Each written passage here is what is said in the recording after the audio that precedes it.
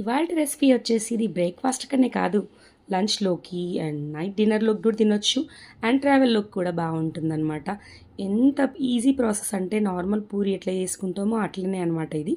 కానీ కొందరికి కర్రీ పెట్టుకొని తినాలనిపించదు. సో, ఇట్లా మనం కొన్ని వెజిటబుల్స్ అట్లా ఏశామనుకోండి, పిల్లలు కూడా ఇష్టంగా తింటారు. చూడండి ఏం చేశాను, గోధుమ పిండిలో కొంచెం ఉప్పు, పసుపు, కారం వేసుకొని ఏదైనా వెజిటబుల్స్ అంటే నా దగ్గర క్యారెటే ఉండిందనమాట. క్యారెట్, పచ్చిమిర్చి మిక్సీకేసాను అల్లంతో కలిపి.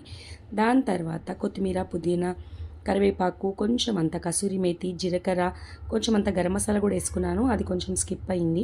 సో, వాటిని పూరిల్లా మొత్తం ఇట్లా కాల్చుకున్నాను అనమాట. ఇంకా వేడి వేడి నూనెలో ఇలా ఫ్రై చేస్తే మంచిగా ఇట్లా పొంగుతాయి అన్నమాట.